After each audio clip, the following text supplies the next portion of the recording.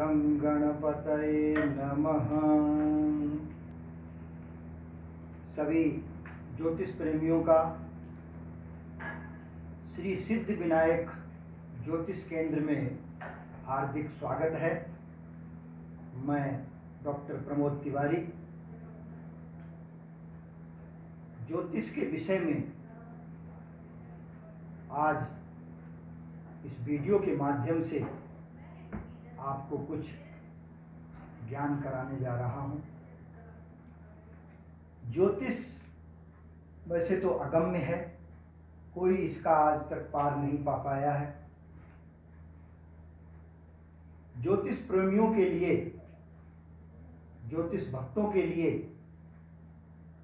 बहुत ही आनंददायक ज्योतिष विषय है। और जैसा कि आपको ध्यान है कि ज्योतिषामयनम चक्षुः, ज्योतिष आँख है। खगोल में जितनी भी घटनाएं होती हैं, जितने भी ग्रह उपग्रह, सभी का आकलन ज्योतिष के द्वारा किया जाता है।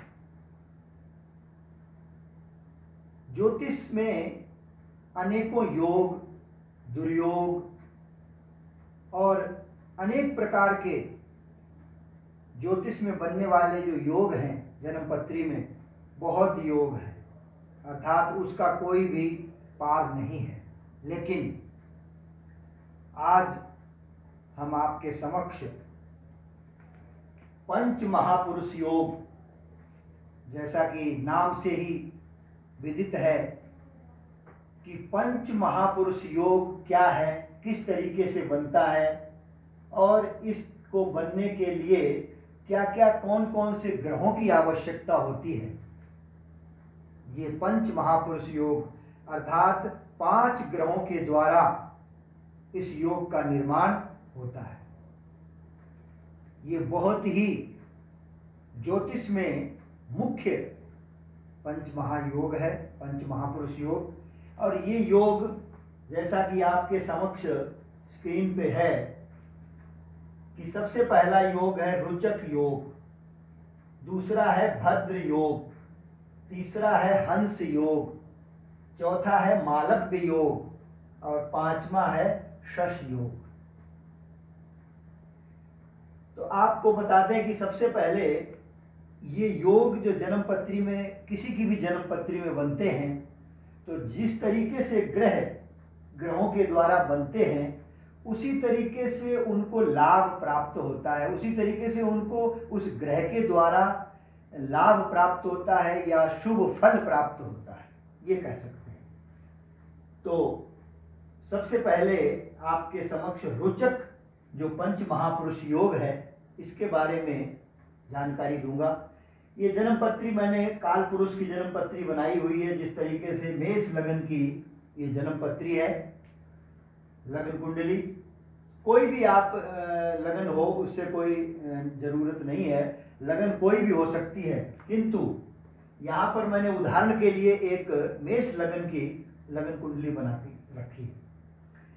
तो ये योग देखिए कैसे बनता है कि ये पहला स्थान, ये जो चौथा और ये 7वां और ये 10वां, ये चारों स्थान केंद्र स्थान कहलाते हैं जन्मपत्री के। पहला लगन है, चौथा स्थान, 7वां स्थान और 10वां स्थान, ये जन्मपत्री का मुख्य जिसको केंद्र कहते हैं वो केंद्र है। इस केंद्र में अर्थात चारों स्थानों में लगन कोई भी हो, किंतु यदि मंगल, बुध, गुरु, शुक्र, शनि, ये 5 ग्रह यदि स्वराशि अथवा उच्च राशि में हो तो इन योगों का निर्माण होता है।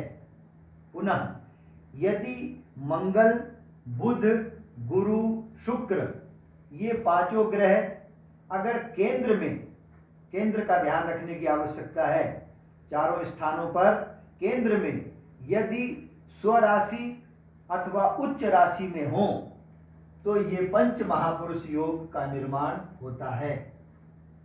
लेकिन इसमें एक बहुत ही आवश्यक और महत्वपूर्ण बात आपको बता दें ज्योतिष प्रेमियों के लिए कि योग ये कब बनता है, केंद्र में भी हो ये ग्रह और स्वराशि या उच्च राशि में भी हो, लेकिन इनकी डिग्री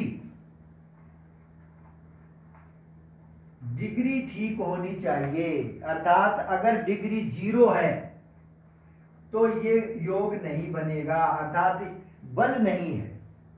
बिना बलहीन ग्रह कोई कार्य नहीं कर सकता। एक बात। दूसरी बात, नक्षत्र, अगर वो ग्रह अपने मित्र राशि, अपनी स्वराशि या अपने उच्च राशि के ग्रह अगर मित्र राशि के नक्षत्र में ग्रह है तो अच्छा फल देगा। शत्रु राशि, नीच राशि या मतलब जो है ना इस तरीके से दूसरी अन्य राशियों में अगर वो नक्षत्र में अगर ग्रह है तो वो फलीभूत नहीं होगा, अर्थात कोई फल नहीं देगा। इसलिए डिग्री इन पंच महापुरुष योग में महत्वपूर्ण चीज है देखने की। सबसे पहले डिग्री देखें आप, और उसके बाद नक्षत्र, किस नक्षत्र में वो ग्रह बैठा हुआ है, तब जाकर के ये योग फलदायक होंगे, अर्थात शुभ फल प्रदाता होंगे। जैसे सबसे पहला रुचक योग है।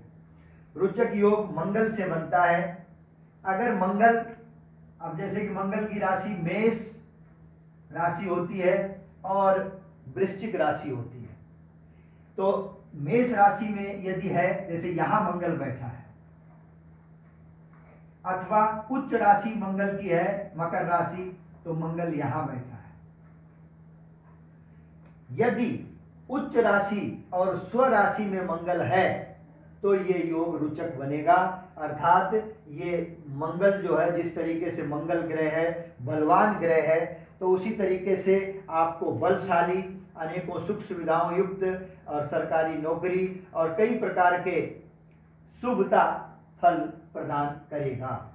उसी तरीके से भद्र योग बुध से बनता है, अर्थात अपनी राशि बुध में हो अथवा अपनी उच्च राशि में बुध हो तो ये भद्र योग बनेगा, कल्याणकारी योग है। इसमें व्यक्ति बुद्धिमान और विद्यावान होता है। हंस योग जैसा आपको विदित है, हंस सबसे पक्षियों में श्रेष्ठ है और हंस का मतलब है कि वो अलग दिखाई देता है। उसी तरीके से अगर जिसके हंस योग है जन्म पत्री में, अर्थात गुरु अपनी राशि धनु राशि या मीन राशि में है या अपनी से उच्च राशि में है, तो हंस योग बनेगा। वो व्यक्ति बहुत बड़ा विद्वान, विद्यावान और धनवान और उच्च कुलीन होता है। इस तरीके से हंस योग, जैसे हंस अलग दिखाई देता, उसी तरीके से वो समाज में व्यक्ति अलग दिखाई देगा, हंस योग वाला व्यक्ति। लेकिन डिग्री और नक्षत्र उसके सही होने चाहिए। मालव्य योग शुक्र से बनता है। शुक्र या तो वृषभ राशि में हो या तुला राशि में हो या उच्च राशि में हो, मीन राशि, तो ये मालव्य योग बनता है। मालव्य योग से व्यक्ति माला माल हो जाता है, अर्थात जीवन में धन की कभी कमी नहीं होती। उस व्यक्ति के जीवन में कभी भी धन की जरूरत नहीं होती, अर्थात अपने स्वतः ही धन उसके आता रहता है। पांचवा योग है शश योग। शनि से बनता है। शनि अपनी राशि में हो, केंद्र में, मकर या कुंभ में, या अपनी उच्च राशि तुला में हो, तब जाकर के ये शश योग बनता है। और शश योग वाला व्यक्ति, शनि सरकारी नौकरी का कारक है, शनि न्यायाधिपति है, अर्थात न्याय दिलाता है। मेहनत करके व्यक्ति वो बनता है तो वो टिकाऊ होता है, उसके धन संपत्ति जमीन जायदाद उच्च पद सब कुछ देता है ये शनि। अर्थात इन ग्रहों के द्वारा अगर ये ग्रह अपनी अच्छी डिग्री में है, 15 से 20 की माने डिग्री में है, और नक्षत्र भी इनकी अपनी मित्र राशि में या उच्च राशि के नक्षत्र में है, तो समझ लेना ये योग फलीभूत होगा और उस व्यक्ति को माला माल कर देगा, अर्थात धन, विद्वान, विद्या, बुद्धि, बल सब कुछ प्रदान होगा, अर्थात वो व्यक्ति सभी में श्रेष्ठ होगा। और इस तरीके से ये पंच महापुरुष योग का निर्माण होता है। ये नाम से ही आपको विदित है, पंच माने 5 महापुरुष, अर्थात ये पांचों ग्रह जो हैं ये महापुरुष हैं। यही व्यक्ति को उच्च की श्रेणी पे ले जाते हैं, अर्थात उच्चता की ओर ले जाते हैं। तो आपने आज जाना कि ये पंच महापुरुष योग क्या होता है, कब बनता है और कैसे इसका फल हमें प्राप्त होता है, ये सब इस वीडियो में आपने भली भांति जाना। अगर कोई भी प्रश्न आपको हो तो हमारे श्री सिद्धि विनायक ज्योतिष केंद्र इस YouTube चैनल पर कमेंट बॉक्स में जाकर के लिखें और चैनल को सब्सक्राइब करें, लाइक करें और बेल आइकन का बटन दबाएं। श्री गणेशाय नमः। ओम गं गणपतये नमः।